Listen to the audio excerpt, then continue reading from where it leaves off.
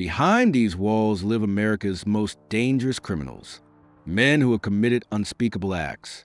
Today, we're counting down the 10 most terrifying maximum security prisons in the United States. Places where hope dies and survival is a daily battle. What you're about to see will shock you. These aren't just prisons. They're fortresses of human misery, concrete tombs where humanity goes to die.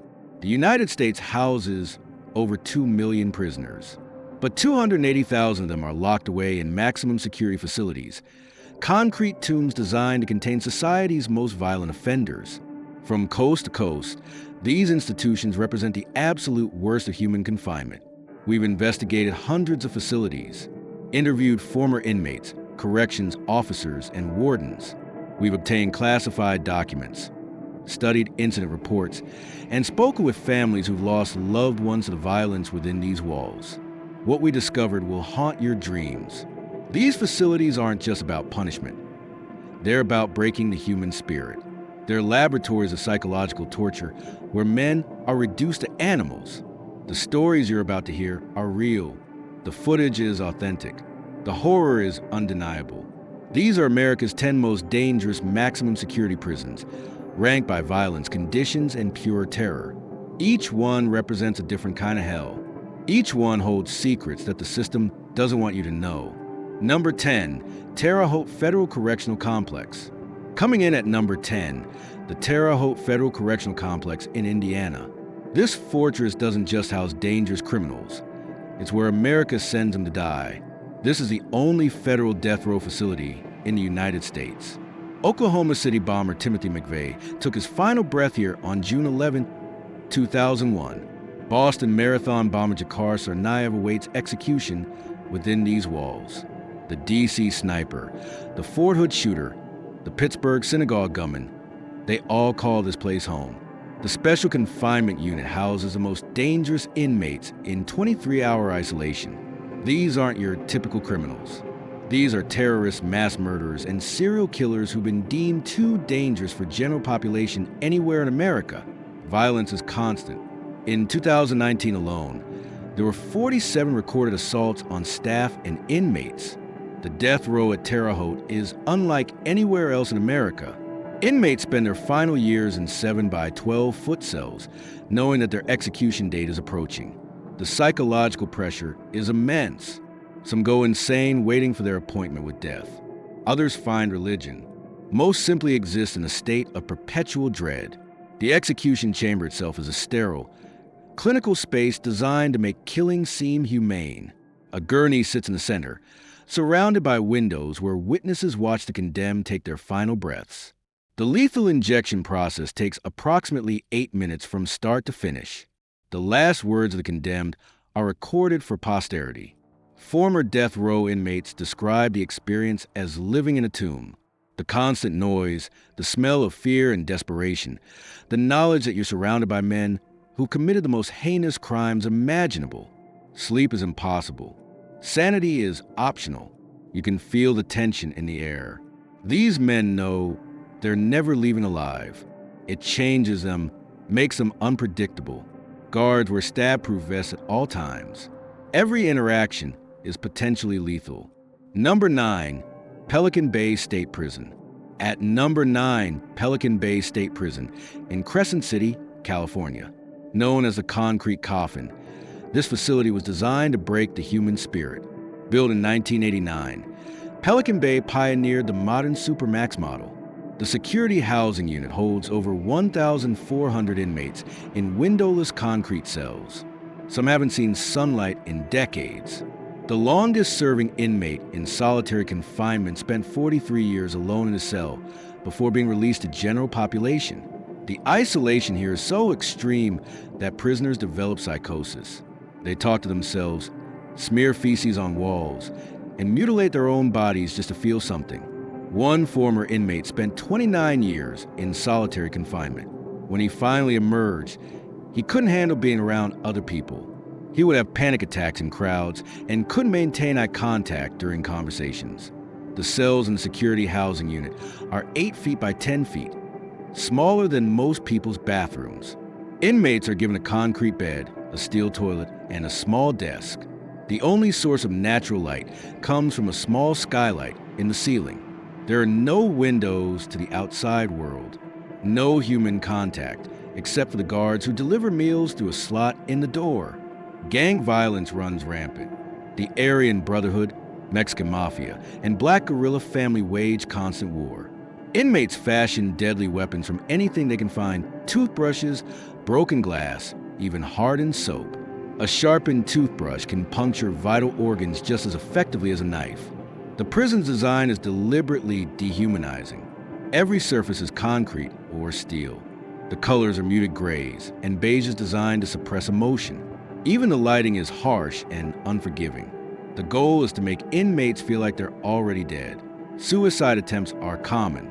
Inmates hang themselves with bed sheets, cut their wrists with broken plastic, or simply bang their heads against the concrete walls until they lose consciousness. The prison has one of the highest suicide rates in the California system.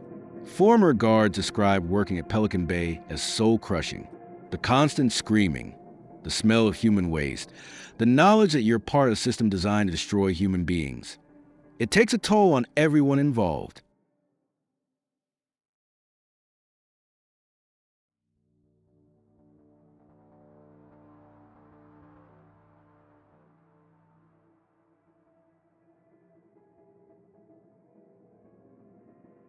Number 8, Louisiana State Penitentiary, Angola. Number 8 takes us to Louisiana State Penitentiary, better known as Angola. This 18,000-acre plantation-turned-prison is the largest maximum security facility in the United States. Angola sits on the same grounds where slaves once picked cotton. Today, inmates work the same field for pennies an hour. The average sentence here is 88 years. Most men who enter Angola will die here. The prison operates its own funeral home and cemetery where inmates are buried in cardboard boxes marked only with their prison number. The prison houses 6,300 inmates with only 1,800 guards. Violence is inevitable. Rape is so common that new inmates are given a handbook on how to avoid sexual assault. The murder rate in Angola is 5 times higher than the national average. In 2019, there were 34 homicides within the prison walls. Death row at Angola is particularly brutal. Inmates spend their final years in 6-by-9-foot cells, waiting for their appointment with gruesome Gertie. Louisiana's electric chair. The last meal is served on a paper plate. No utensils allowed. The condemned man's head is shaved, and a sponge soaked in salt water is placed on top to conduct electricity. The prison's history is steeped in violence and racial tension. In the 1970s, Angola was considered the bloodiest prison in America. Inmates were routinely beaten, tortured, and killed by guards. Reform efforts in the 1990s reduced some of the violence, but the fundamental brutality remains. The plantation system is still alive at Angola. Inmates work in the fields from sunrise to sunset, picking cotton, soybeans, and vegetables. They're paid between 2 and 20 cents per hour. Those who refuse to work are sent to solitary confinement. The irony is unmistakable. Descendants of slaves working the same fields as their ancestors. The prison operates like a small city. It has its own radio station, newspaper, and television channel. Inmates can earn college degrees and participate in religious programs. But beneath the veneer of rehabilitation lies a system designed to warehouse human beings until they die. Former inmates describe Angola as a place where time stands still. The days blend together in an endless cycle of work, confinement, and survival. Hope is a luxury that few can afford. Number 7, Rikers Island Correctional Facility. At number 7, Rikers Island in New York City. Though technically a jail, not a prison, Rikers houses some of the most dangerous criminals in America while they await trial. This 400-acre island in the East River is home to 10,000 inmates packed into facilities designed for half that number. The violence here is legendary. In 2019, there were over 2,500 inmate-on-inmate assaults and 340 attacks on staff. The numbers have only gotten worse since then. The adolescent facilities are particularly horrific. Teenagers as young as 16 are housed with adult criminals. Gang initiations happen daily. Some inmates don't survive their first week.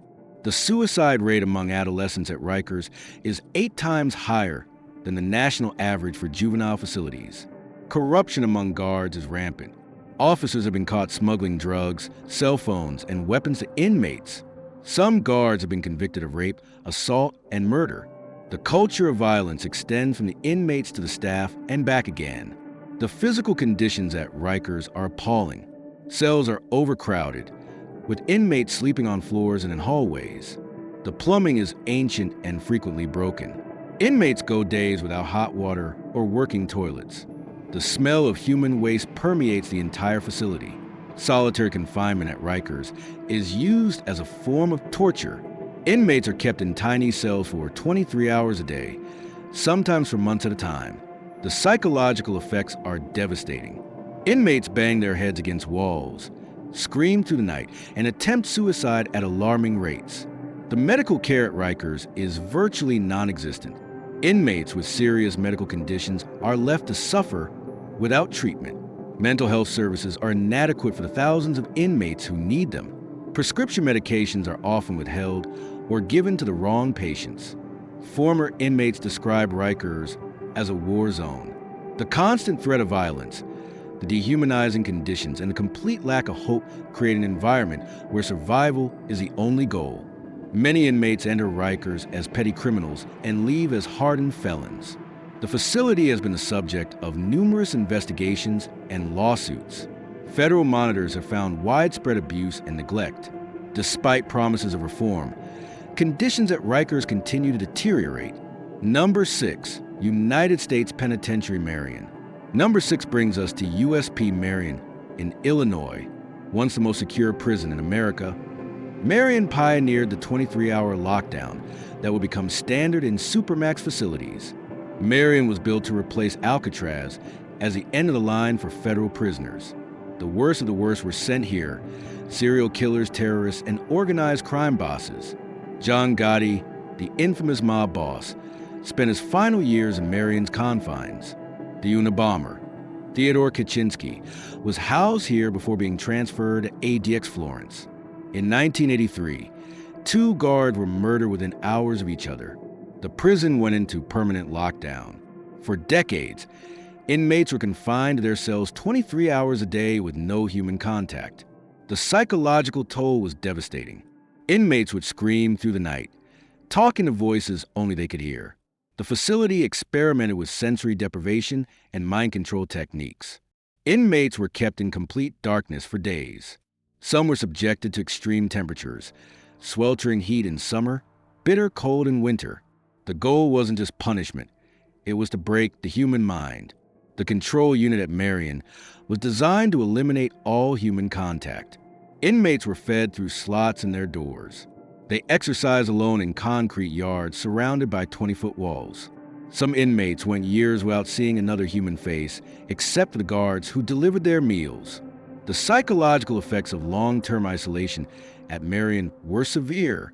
Inmates developed hallucinations, paranoia, and severe depression. Some became catatonic, sitting motionless in their cells for hours at a time. Others became violent, attacking guards and other inmates without provocation. The prison's philosophy was simple: break the spirit, control the mind. Inmates were stripped of all human dignity. They were given numbers instead of names. Their cells were searched randomly. Their mail was censored. Their phone calls were monitored. Every aspect of their lives was controlled by the state. Former inmates described Marion as a place where time has no meaning. Days blend into nights. Weeks become months. Years disappear into the void. The only constant is the crushing weight of isolation and despair. The facility has since been converted to a medium security prison, but its legacy remains. The techniques pioneered at Marion are now used in supermax facilities across the country. The model of total isolation and psychological control has become the standard for dealing with America's most dangerous prisoners. Number 5, California State Prison, Corcoran. At number 5, California State Prison, Corcoran. This facility gained notoriety for its gladiator-style fights and excessive use of deadly force. Corcoran houses 4,000 inmates in a facility designed for 2,900. The overcrowding creates a pressure cooker environment where violence explodes without warning. Guards would deliberately house rival gang members together, then watch them fight to the death. These gladiator fights were entertainment for staff who would place bets on the outcomes. Between 1989 and 1995, guard at Corcoran shot and killed 43 inmates. They wounded 261 others. The shooting rate was 8 times higher than any other prison in California. An FBI investigation revealed that guards were placing bets on inmate fights and sometimes instigating violence for their own amusement. The security housing unit at Corcoran is where the most dangerous prisoners are kept. Charles Manson spent his final years here, dying in 2017 at age 83. The isolation is so complete that inmates lose their sanity. Self-mutilation is common. Some inmates have been known to swallow razor blades just to get medical attention and human contact. The prison's culture of violence extends beyond inmate-on-inmate crime. Guards routinely assault prisoners, file false reports, and cover up each other's crimes. The code of silence among staff means that abuse is rarely reported or punished. Inmates who complain about mistreatment are labeled as troublemakers and subjected to further abuse. The medical care at Corcoran is deliberately inadequate. Inmates with serious injuries are left to suffer without treatment. Pain medication is withheld as a form of punishment. The prison's hospital is understaffed and under-equipped. Many inmates die from preventable diseases because they can't get proper medical care. The psychological warfare at Corcoran is systematic and relentless. Inmates are subjected to constant noise, bright lights, and extreme temperatures. Sleep deprivation is used as a form of torture. The goal is to break down the inmates' mental defenses and make them compliant. Gang violence at Corcoran is particularly brutal. The Mexican Mafia, Aryan Brotherhood, and Black Guerrilla Family control different sections of the prison. Inmates who don't join a gang for protection are targeted for rape, assault, and murder. The prison administration does little to stop the violence, viewing it as a way to keep inmates divided and easier to control. Former inmates describe Corcoran as a place where humanity goes to die.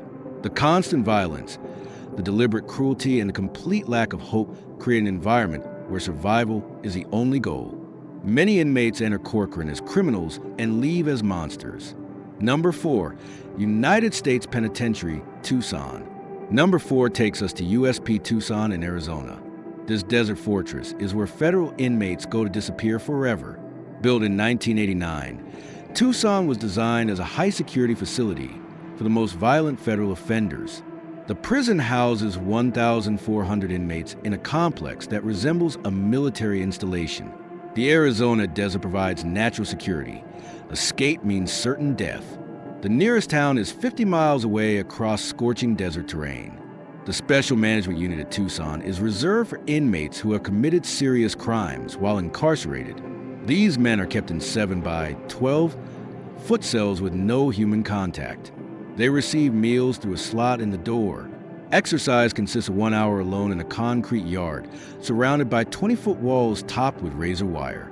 The heat at Tucson is used as a weapon. Summer temperatures in the cells can reach 120 degrees Fahrenheit. Air conditioning is limited, and inmates are given only small amounts of water.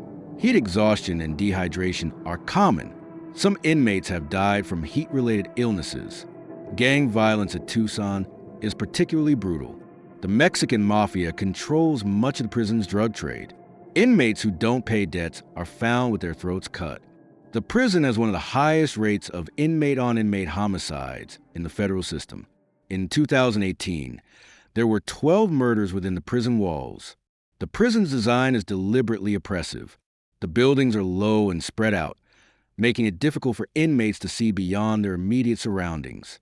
The walls are thick concrete designed to muffle sound. The lighting is harsh and unforgiving. Every aspect of the environment is designed to crush the human spirit. Solitary confinement at Tucson is used extensively. Inmates can be placed in isolation for minor infractions like talking back to guards or possessing contraband. Some have spent years in solitary for nonviolent offenses. The psychological effects are severe. Hallucinations, paranoia, and severe depression are common. The staff at Tucson is known for its brutality. Guards routinely assault inmates, plant contraband in their cells, and file false reports. The prison has one of the highest rates of excessive force complaints in the federal system. Inmates who file grievances are often subjected to retaliation. Former inmates described Tucson as a place where hope goes to die. The combination of extreme heat, isolation, and violence creates an environment that breaks even the strongest men. Many inmates develop severe mental illness. Others attempt suicide.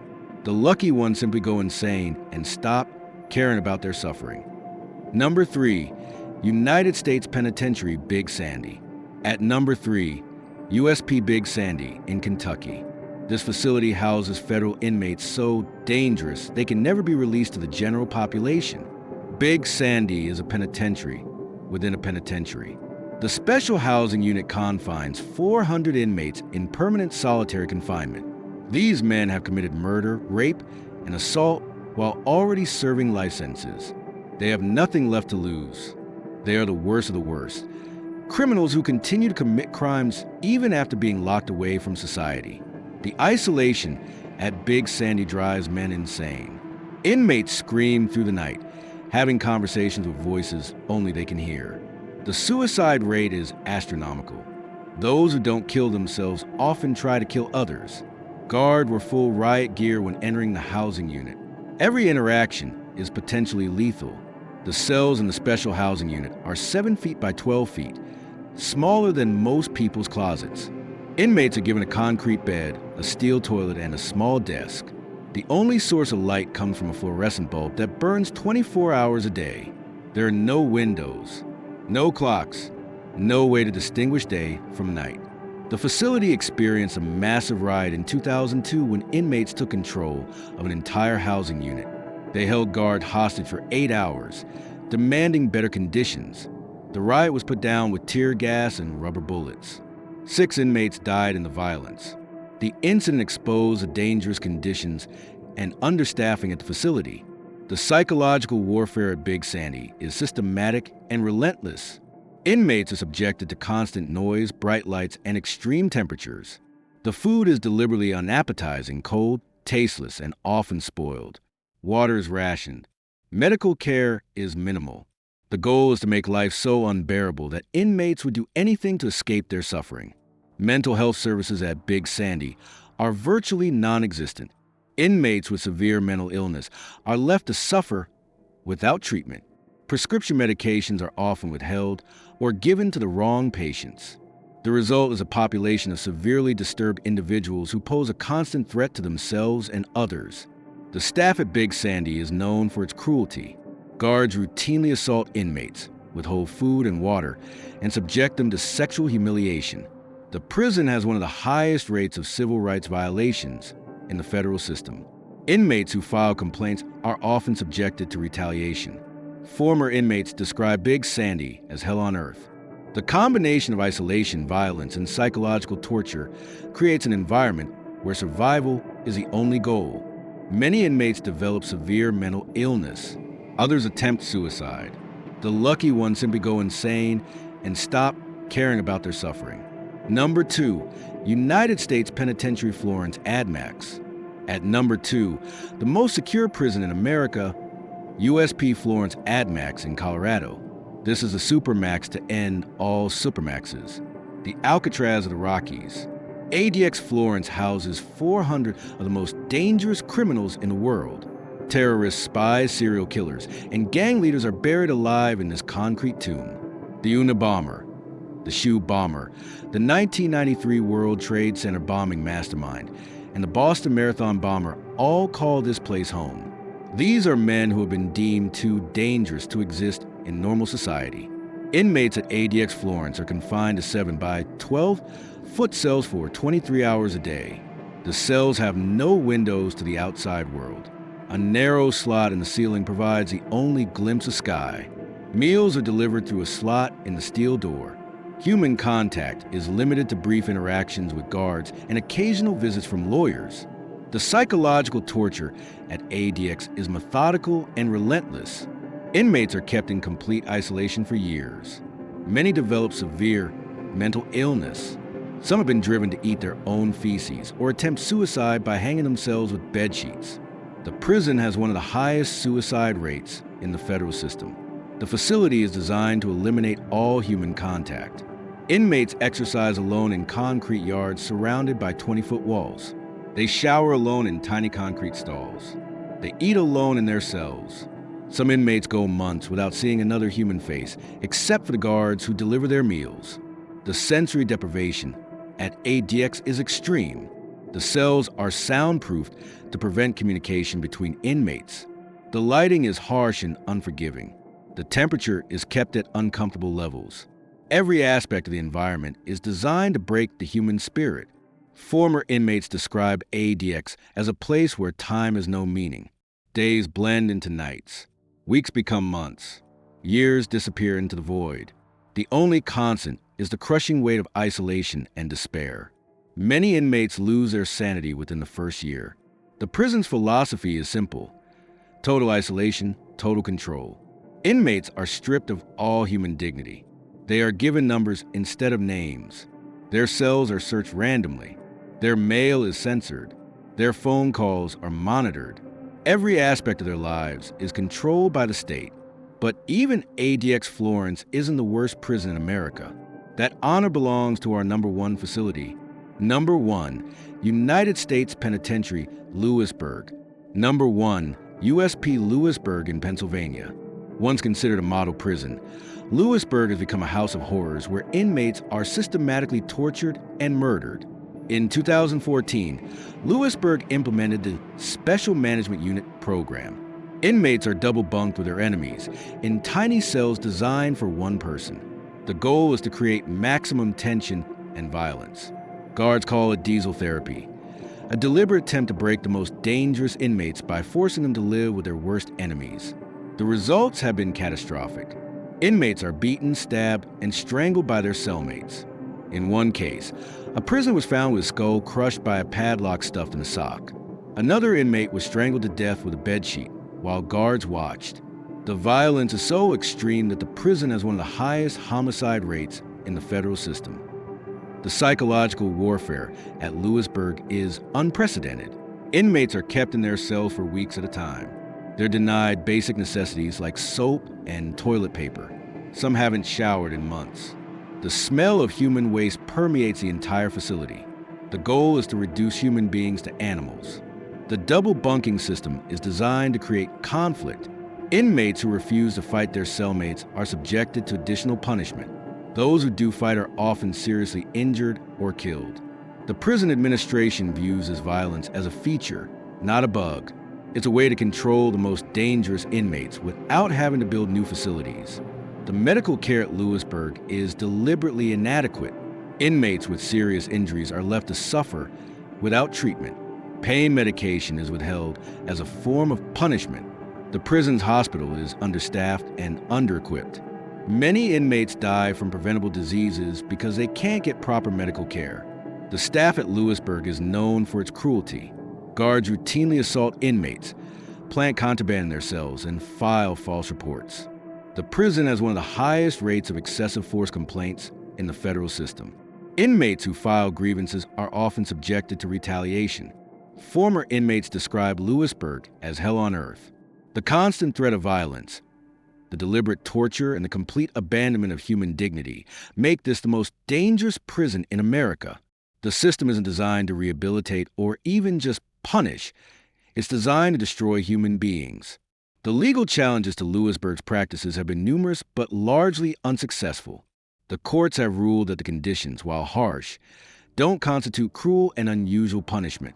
The prison continues to operate under the same policies that have led to dozens of deaths and countless injuries. Conclusion: these 10 facilities represent the absolute worst of the American prison system.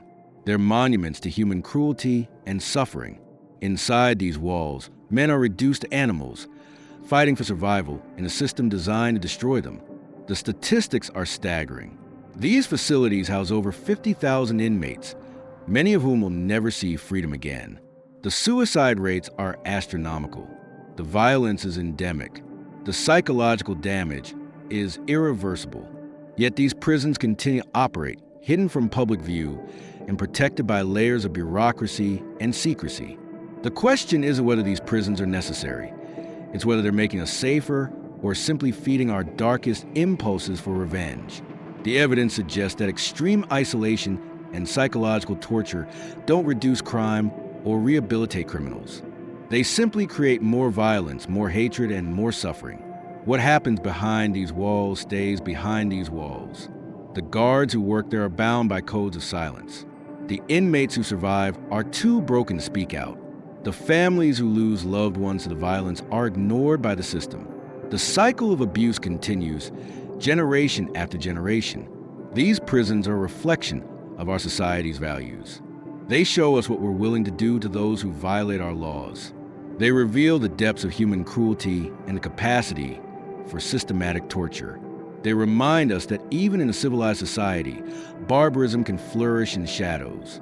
The men housed in these facilities have committed terrible crimes. They've murdered, raped, and terrorized innocent people. They deserve to be punished. But the question remains, what kind of punishment is appropriate in a civilized society?